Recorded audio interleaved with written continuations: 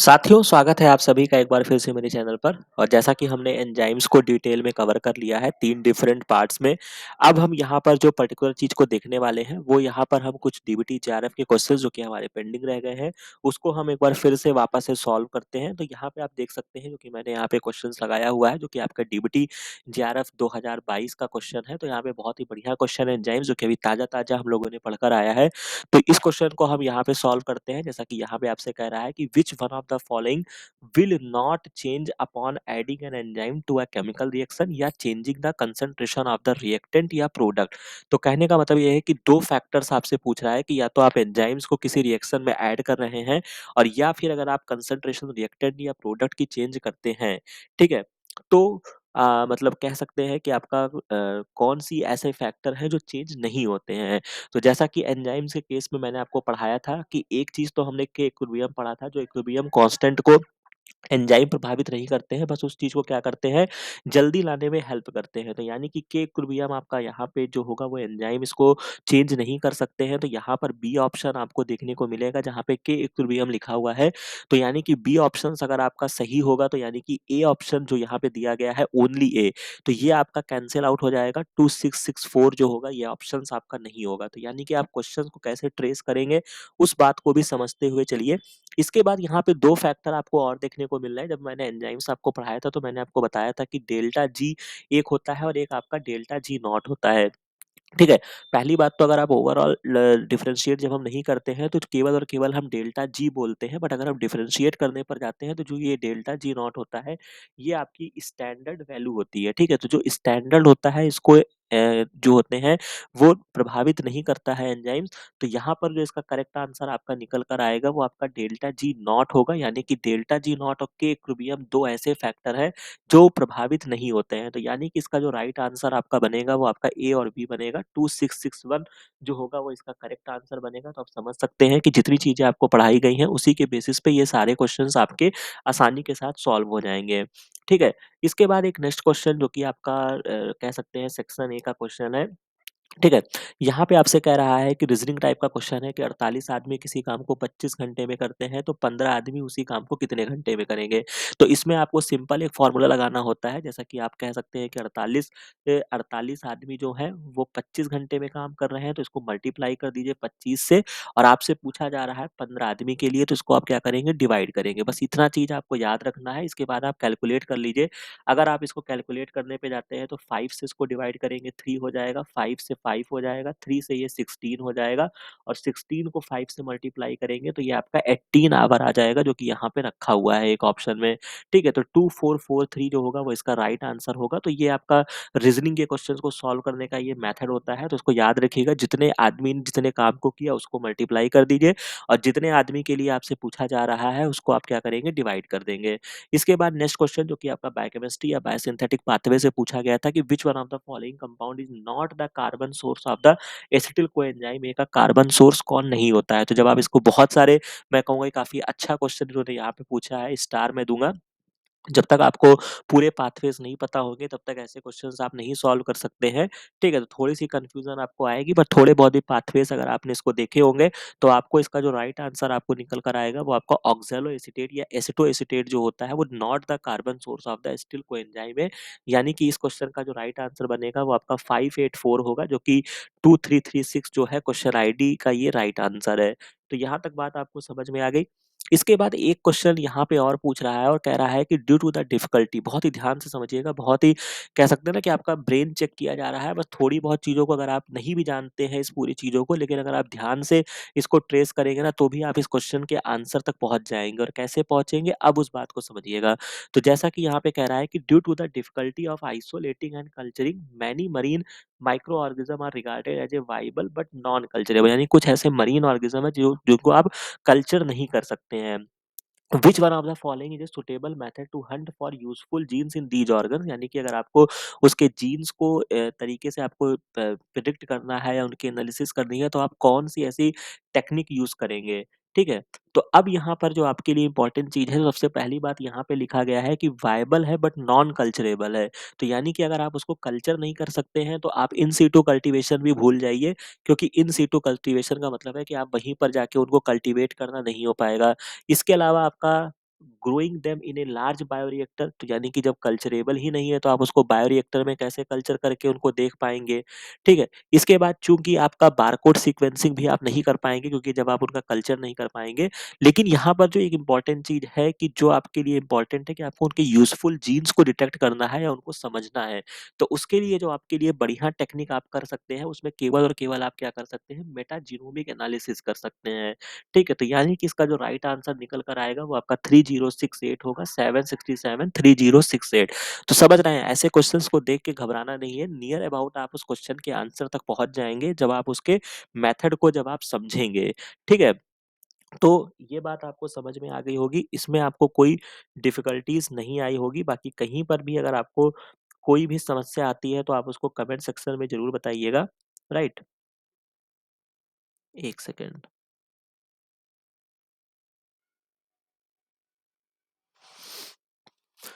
ठीक है, अब हम यहाँ पे चलते हैं आपका नेक्स्ट क्वेश्चन की तरफ, जो कि यहाँ पे एक क्वेश्चन और भी बहुत इंटरेस्टिंग सेल साइकिल का दिया हुआ है और कह रहा है कि इस क्वेश्चन आईडी जो है ये आपकी 760 है।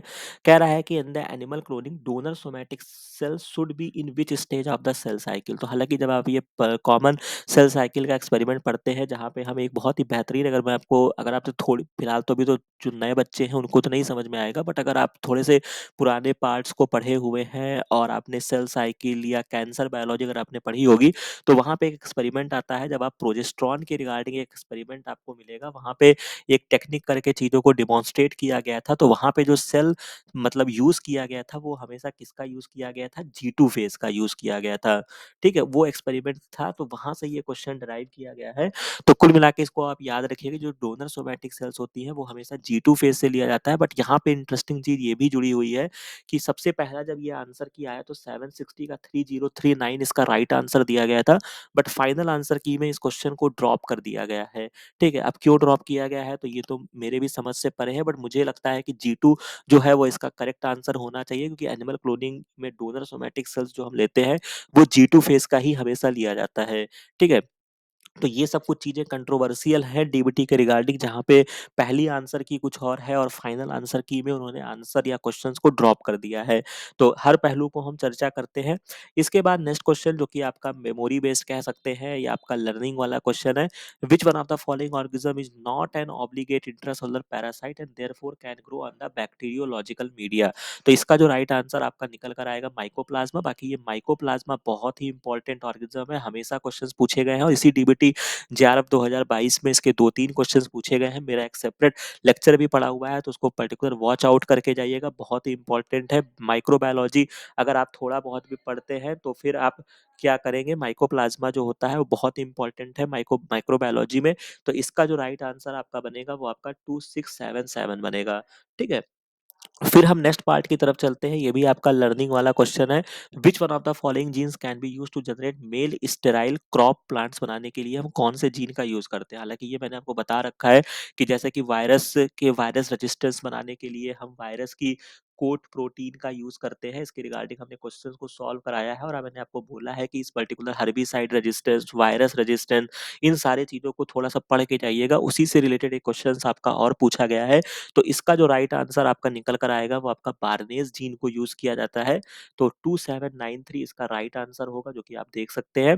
इसके बाद नेक्स्ट क्वेश्चन आपका 731 पूछा गया है कि yeast cell obtain from batch fermentation, common सी बात है, फर्मेंटेशन में यूज करते हैं, कैन बी रीयूटिलाइज किया जा सकता है फॉर द प्रोडक्शन ऑफ। तो ईस्ट सेल्स को हम किस चीज के प्रोडक्शन के लिए हम रीयूटिलाइज कर सकते हैं, तो बियर बनाने में यूज कर सकते हैं, ये इसका राइट आंसर हो जाएगा। ठीक है, 731 जो होगा उसका राइट आंसर 2921 होगा। इसके बाद नेक्स्ट क्वेश्चन जो है वो आपका क्वेश्चन आईडी 754 है। Which region of the genome are best suited for generating DNA barcode for species identification? तो खैर स्पीसीज की अगर आइडेंटिफिकेशन करना हो तो जैसा कि आपको पता है कि जब आप इवोल्यूशनरी रिलेशनशिप पढ़ते हैं या फिलोजेनेटिक क्लासिफिकेशन आपने पढ़ा हो, कुछ भी पढ़ा होगा, तो उसमें राइबोसोमल जीन का बहुत बड़ी भूमिका होती है, जिसमें हम 16S राइबोसोम की सीक्वेंसिंग करते हैं। ठीक है, याद आया, 16S राइबोसोम की सीक्वेंसिंग करते हैं, बहुत बार एग्जाम में क्वेश्चन आया हुआ है। तो मेरे हिसाब से जो इसका राइट आंसर होना चाहिए वो हम राइबोसोमल जीन्स का कर सकते हैं और इन्होंने इस क्वेश्चन में भी इन्होंने यही ड्रामा किया है। पहले जब आंसर की रिलीज किया है तो 754 का 3014 आंसर दिया है, लेकिन लास्ट में ये क्वेश्चन को ड्रॉप कर दिया है, देख सकते हैं। तो 754 क्यों ड्रॉप हुआ, क्या चीजें हैं, तो थोड़ा सा मतलब कुछ कहा नहीं जा सकता है, बट इतना जरूर याद रखिएगा कि राइबोसोमल जीन्स को हम यूज करते हैं स्पीसीज आइडेंटिफिकेशन में। और उसमें अगर आपसे बहुत अंदर जाके अगर आपसे पूछते हैं तो 16S राइबोसोमल सीक्वेंसिंग के आधार पे किया जाता है, जो कि कह सकते हैं एक तरीके से आपका बहुत बढ़िया फिलोजेनेटिक क्लासिफिकेशन का एक आधार होता है। ठीक है, तो यहाँ तक बात आपको समझ में आ गई होगी। इसके बाद यहाँ पे दो स्टेटमेंट्स वाले क्वेश्चन दिए गए हैं, जैसा कि यहाँ पे पूछा गया है कि phosphomannose isomerase from E coli was used as a selection marker to develop golden rice. Golden rice से बहुत क्वेश्चंस आते हैं। इसके रिगार्डिंग अगर आईसीएमआर के वीडियोस अगर आप देखेंगे तो वहां पे मैंने इसके बारे में चर्चा किया हुआ है।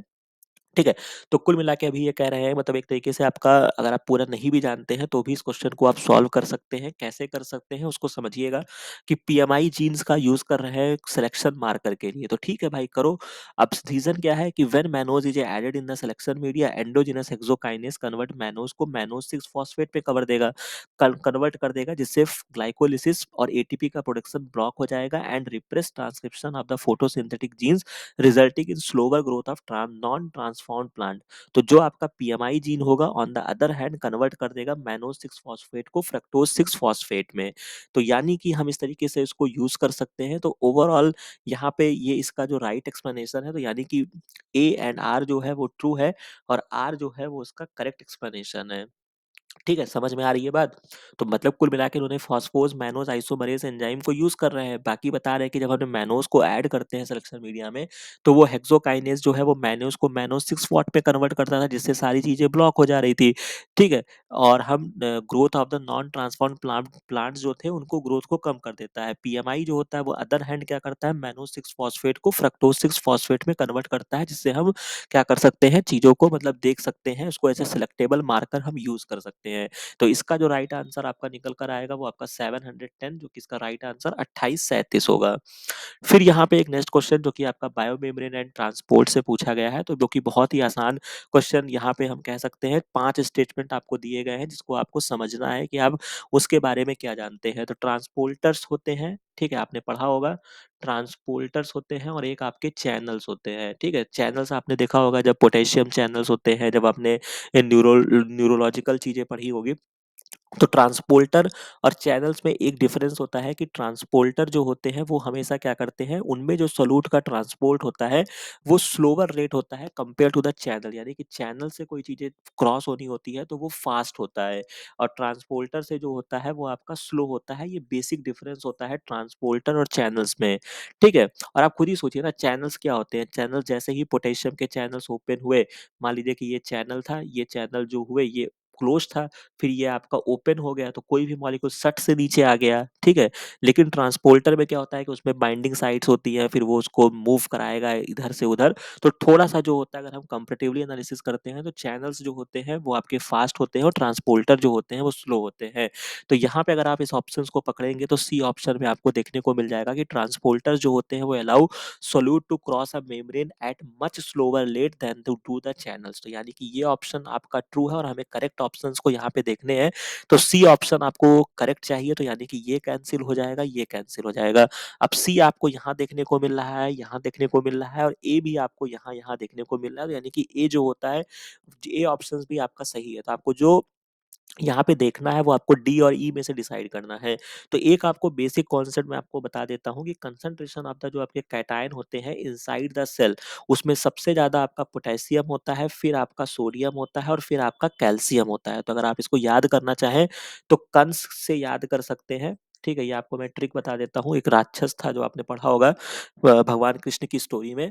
तो कंस याद रखिएगा, सबसे ज्यादा जो होता है वो आपका पोटेशियम होता है, फिर सोडियम होता है और फिर आपका कैल्शियम होता है। लेकिन ये जरूर याद रखिएगा कि मैं किसकी बात कर रहा हूँ, यहाँ पे इनसाइड द सेल की बात हो रही है। तो वही चीज यहाँ पे आप अप्लाई करेंगे। The plasma membrane of many animal cells contain open potassium channel at the potassium concentration in the cytoplasm is much higher than outside the cell. तो यानी कि बात सही है, इनसाइड की ही तो बात की जा रही थी। तो यानी कि इनसाइड में पोटेशियम का कंसंट्रेशन ज्यादा होता है। तो यानी कि अगर आप इस लिहाज से जाएंगे तो डी ऑप्शन आपका सही हो जाएगा। तो यानी कि ए सी डी जो होगा वो इसका राइट आंसर बनेगा 2665। तो इस तरीके से आप इस क्वेश्चन को लगा सकते हैं। बाकी बायोमेम्ब्रेन ट्रांसपोर्ट जरूर पढ़ के जाइएगा, क्योंकि बहुत ही इंपॉर्टेंट क्वेश्चंस यहाँ पे पूछे जाते हैं। ठीक है, मेम्ब्रेन है, चैनल्स है, ट्रांसपोर्टर है, बाकी बहुत सारे आपको मिल जाएंगे, पंप्स आपको देखने को मिलते हैं। ठीक है, पी टाइप है, वी टाइप है, ठीक है, एबीसी ट्रांसपोर्टर मैंने आपको बता रखा है, ये सब चीज़ें बहुत ही इंपॉर्टेंट है। ठीक है, तो इसको पढ़ के जाइएगा। बाकी मेम्ब्रेन फ्लूइडिटी तो मैंने ही पढ़ा दिया है, तो उसको देख लीजिएगा कैसे आप फ्लूइडिटी के क्वेश्चन सॉल्व करेंगे। ठीक है, तो ये सारी चीज़ें इंपॉर्टेंट हैं। इसके बाद नेक्स्ट पार्ट की तरफ हम चलते हैं। चेक पॉइंट से पूछा गया है कि which one of the following is not a major check point in a cell division cycle of the eukaryotic cells, में कौन सा मेजर चेक पॉइंट नहीं होता है। तो इसमें जब आप देखेंगे, जब आप एस फेज से आगे बढ़ते हैं, वहां पे बहुत ही इंपॉर्टेंट चेक पॉइंट होता है, उस कंडीशन में आपका चेक पॉइंट लगता है। इसके अलावा जब आपका मेटाफेज से एनाफेज में जाना होता है, वो समय चेक पॉइंट आपका लगता है। और एस से जी टू फेज में जब आपका जाता है तो भी चेक पॉइंट होता है, लेकिन जी टू से जब जी टू से एम फेज में भी आपका चेक पॉइंट होता है, लेकिन एस से जब जी टू फेज में जाना होता है, इस समय कोई चेक पॉइंट नहीं होता है। ठीक है, बाकी इसमें जब आप पढ़ेंगे तो आपको दो चेक पॉइंट्स देखने को मिलेंगे, एक आपको मेजर होता है, एक आपका माइनर होता है। तो ये आपका होमवर्क है, इसको लिखिएगा अपनी कॉपी में सर्च करके, कौन सा आपका मेजर चेक पॉइंट है और कौन सा आपका माइनर चेक पॉइंट है जो इस एग्जाम में क्वेश्चन पूछे गए हैं। तो इस क्वेश्चन का जो राइट आंसर आपका निकल कर आएगा वो आपका 660 है, जिसका राइट आंसर 263 बने 2638 बनेगा। ट्रांजिशन फ्रॉम एस से जी टू फेज में आपका कोई चेक पॉइंट नहीं होता, मतलब मेजर चेक पॉइंट हम कह सकते हैं वहां पे नहीं होता है। इसके अलावा आपके कुछ आपके क्रिप्टोक्रोम या फाइटोक्रोम्स जो कि बहुत इंपॉर्टेंट रोल प्ले करते हैं फोटोमार्फोजेनेसिस में, तो किस कलर पे ये रिस्पॉन्स करते हैं, तो क्रिप्टोक्रोम्स जो होते हैं ये आपके ब्लू कलर पे रिस्पॉन्स करते हैं। तो यहाँ पे एक ऑप्शंस में यहाँ आपको देखने को मिल जाएगा 2776, और यहीं से समझ लीजिए क्रिप्टोक्रोम, फाइटोक्रोम, ये आपको पाथफाइंडर की बुक में बहुत शॉर्ट में मिल जाएगा आराम से। फाइटोक्रोम, क्रिप्टोक्रोम, ये बहुत ही इंपॉर्टेंट होते हैं, इनको पढ़ लीजिएगा। ठीक है, ये इंपॉर्टेंट है एग्जाम्स के लिए। ठीक है, क्वेश्चंस आने की संभावना होती है, क्योंकि अगर आप डीबीटी 2019 का भी पेपर उठाएंगे तो वहां पर भी आपका क्रिप्टोक्रोम से क्वेश्चन पूछा गया है। ठीक है, तो यहाँ पर जो इसका राइट आंसर निकल कर आएगा वो आपका क्या हो जाएगा, 2776 हो जाएगा। कोई कंफ्यूजन नहीं। इसके बाद नेक्स्ट क्वेश्चन जो आपसे पूछा गया है 732 है, which one of the following is not a food rich in the vitamin A. तो विटामिन से भी क्वेश्चंस पूछे जाते हैं। पहली बात, उसका पूरा लेक्चर अवेलेबल है, उसको देखिएगा। बाकी जहां से इनके साइंटिफिक नेम, कौन से रिएक्शंस में इन्वॉल्व होते हैं, कहाँ पर कोएंजाइम के तरीके काम करते हैं, वो चार्ट आपको याद होना चाहिए। और इनके कुछ सोर्स, हालांकि उन्होंने विटामिन ए का पूछा है, आगे मैं आपको बता दूं विटामिन डी भी एक बहुत इंपॉर्टेंट है जहाँ पे क्वेश्चन अराइज होते हैं, तो विटामिन डी के भी रिच सोर्स जरूर पढ़ लीजिएगा। तो जैसा कि आप जानते हैं कि आप स्पाइनच पालक में पाया जाता है, स्वीट पोटैटो में भी होता है, स्क्वैश में भी होता है, लेकिन पोटैटो जो होता है वो इसका सोर्स नहीं होता है। तो यानी कि इसका जो राइट आंसर आपका बनेगा वो आपका 2925 होगा। बेसिकली आपका जो पोटैटो होता है ये आपका कार्बोहाइड्रेट का रिच सोर्स होता है। ठीक है, बाकी कहीं घुमा के पूछ लिया तो देख लीजिएगा। बाकी इसके अलावा भी आप vitamin A, B, C, D सब कुछ पढ़िएगा कौन उनका रिच सोर्स है। बट हाँ, अगर विटामिन ए तक पहुंचे हैं तो विटामिन डी जरूर पढ़ लीजिएगा, ये इंपॉर्टेंट है। इसके बाद नेक्स्ट क्वेश्चन आपसे पूछा गया है कि bacteria signalling system regulate the population density dependent gene expression using selected chemical signals. तो ये आपका पर्टिकुलर एक सिग्नलिंग पाथवे होता है जिसको हम कोरम सेंसिंग बोलते हैं। ठीक है, तो इसका जो राइट आंसर आपका बनेगा वो आपका 2714 बनेगा, जो कि बैक्टीरिया के केस में बहुत ही फेमस होता है। तो इसको थोड़ा सा पढ़ लीजिएगा, बहुत ही इंपॉर्टेंट ये भी पाथवे है। बाकी इस समय रहा तो मैं भी कोशिश करूंगा कि आपका कोरम सेंसिंग जो है वो मैं आपका अपलोड कर दूं। बट स्टिल फिर भी बहुत ही इंपॉर्टेंट पाथवेज होते हैं। कोरम सेंसिंग है, जीपीसीआर तो मैंने खत्म कर रखा है तो कोई दिक्कत नहीं आएगी। रिसेप्टर मीडिएटेड में भी आपको दिक्कत नहीं आएगी, और टू कंपोनेंट सिस्टम भी आपको आसानी से प्लांट के केस में देखने को मिल जाएगा। ठीक है, तो यहाँ तक बात आपको समझ में आ गई होगी। अब इसके बाद जो नेक्स्ट क्वेश्चन है इसको भी समझ लेते हैं, जो कि यहाँ पे देखने को मिल रहा है कि which one of the following marker is not routinely used for DNA fingerprinting. यहाँ से भी क्वेश्चंस बहुत पूछे जाते हैं डीएनए फिंगरप्रिंटिंग। तो डीएनए फिंगरप्रिंटिंग का जो बेसिक्स था वो आपका पॉलीमॉर्फिज्म था, जो कि दो बातें मैंने इसका लेक्चर अपलोड किया है तो मैंने आपको समझाया था। और इसके अलावा VNTR, variable number tandem repeat, अब इसको मिला लीजिए कहाँ कहाँ आपको देखने को मिल रहा है। टेंडम रिपीट्स आपको यहाँ देखने को मिल रहा है, पॉलीमॉर्फिज्म आपको यहाँ देखने को मिल रहा है, फिर आपको वेरिएबल नंबर टेंडम रिपीट्स आपको यहाँ देखने को मिल रहा है। तो यानी कि जो मैंने लेक्चर पढ़ाया था ना भैया, उसके ही कॉन्सेप्ट से और इवन डीएनए फिंगरप्रिंटिंग जब आप पढ़ते हैं ना, यही 2 चीज़ की बात ही की जाती है। एक आपका पॉलीमॉर्फिज्म और एक आपका वीएनटीआर। ये मैं इसको डिफरेंट कलम से हाइलाइट कर देता हूँ, ठीक है? ये दोनों ही चीज़ें आपसे पूछी जाती हैं। तो यहाँ पे जो इसका नॉट रूटीनली यूज्ड मेथड होगा वो आपका analysis of A copy number variation, ठीक है? तो 2610 जो होगा वो इसका राइट आंसर होगा। इसके बाद एक क्वेश्चन आपका और पूछा गया है जो कि बहुत ही इंटरेस्टिंग क्वेश्चन है, कॉन्सेप्चुअल बेस्ड क्वेश्चन है। कह रहा है कि आपका 1 मोलर ट्रिस HCl है जिसका पीएच 8 सॉल्यूशन है, ठीक है? मॉइस्ट डाइल्यूट किया गया है 10-4, तो अब इसका पीएच क्या होगा रिजल्टिंग सॉल्यूशन का? तो एक चीज़ हमेशा याद रखिएगा, जब आपका कोई भी बफर सॉल्यूशन होता है, ठीक है? बफर सॉल्यूशंस को हम क्या बोलते हैं? बफर सॉल्यूशंस वही होते हैं जिसमें अगर आप कोई भी एसिड या बेस की मात्रा को ऐड करते हैं, ठीक है? तो उनके पीएच पे कोई प्रभाव नहीं पड़ता है। तो यानी कि पीएच जो होता है वो नॉट चेंज होता है। तो कुल मिला के जब आप अगर आपने कभी लैब में भी वर्क किया होगा तो आपने इस चीज़ को नोटिस किया होगा कि जब आपने वॉल्यूम मेकअप करते हैं तो उसके बाद पीएच पे कोई प्रभाव नहीं पड़ता है। तो इसका आंसर यहीं से निकलेगा। हालाँकि बहुत ही, मैं कहूँगा कि बहुत ही जो बच्चे रिसर्च में नहीं हैं या जो बच्चे अभी लैब को नहीं फेस किया है, उनके लिए यही होगा कि उन्होंने सोचा होगा कि 8 इसका पीएच है, 10 फोल्ड डाइल्यूट किया है, तो ये क्या हो जाएगा 0.008 हो जाएगा। मतलब हम 10 फोल्ड उसको कम कर दें या 10 फोल्ड से डिवाइड कर दें। लेकिन ऐसा नहीं होता है। यहाँ पर जो आपको करना होता है, चूँकि आपने 10 फोल्ड इसको डाइल्यूट किया है, लेकिन फिर भी आपका जो पीएच होगा वो जो होता है वो उतना ही रहेगा। इसका जो कॉन्सेप्ट होता है उसमें आपका बढ़िया से, अगर आप डिटेल में पढ़ना चाहते हैं तो मैं पढ़ना भी चाहिए आपको, इसको जाके ज़रूर एक बार देख लीजिएगा। ठीक है? आपको कॉन्सेप्ट मिल जाएगा, इसमें साल्ट और एसिड बेस वाली स्टोरी आती है जो अल्टीमेटली उसके पीएच को मेंटेन रखते हैं।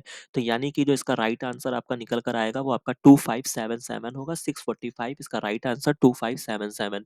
तो यहाँ तक बात आपको समझ में आ गई। इसके अलावा टीडीएनए एग्रोबैक्टीरियम को भी हमने बहुत अच्छे से कवर कर लिया था। हालाँकि एक पार्ट में मैंने सारे क्वेश्चंस करा दिए थे, बट एक क्वेश्चंस आपका रह गया था।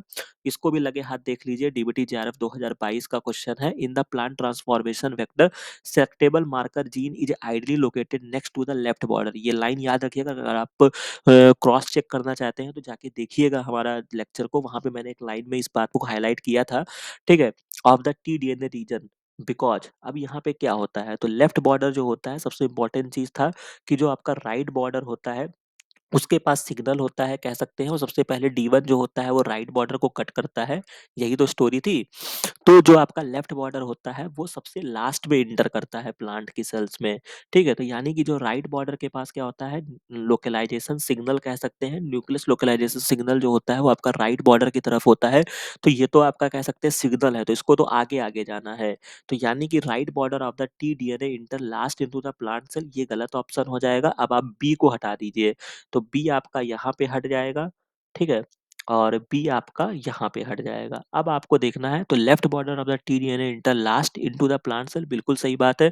सबसे आखिरी में लेफ्ट बॉर्डर इंटर करता है, और यानी कि जब लेफ्ट बॉर्डर लास्ट में इंटर करता है तो इसका मतलब यही होता है कि complete transfer of T-DNA into the plant cells, यानी कि आपका टीडीएनए का कंप्लीट ट्रांसफर हो चुका है। तो यानी कि जो इसमें राइट आंसर आपका बनेगा वो आपका ए एंड सी बनेगा। तो यानी कि 2835 जो होगा वो इसका राइट आंसर हो जाएगा 709 क्वेश्चन का, ठीक है? तो यहाँ तक बात आपको समझ में आ गई होगी।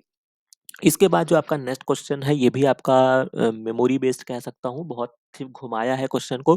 थोड़ा बहुत भी बेसिक इन्फॉर्मेशन जानते होंगे तो इसको कर सकते हैं। कैसे कर सकते हैं अब समझिएगा, कि आप न्यूरोनल कल्चर एक्सपेरिमेंट कर रहे हैं, कोई आप केमिकल का इफेक्ट देख रहे हैं, वाज प्रिवेंटेड बाय, जिसको and the effect of a chemical was prevented by pre treating of the cell with prazosin, ठीक है? जो कि क्या है, एक आपका alpha 1 adreno receptor antagonist antagonist है, ठीक है? तो पहली बात तो इस क्वेश्चन में याद रखिएगा, नेक्स्ट टाइम हो सकता है आपसे पूछ ले कि प्रा अ, पैराजोसिन क्या है, तो ये आपका अल्फा 1 एड्रेनो रिसेप्टर एंटागोनिस्ट होता है।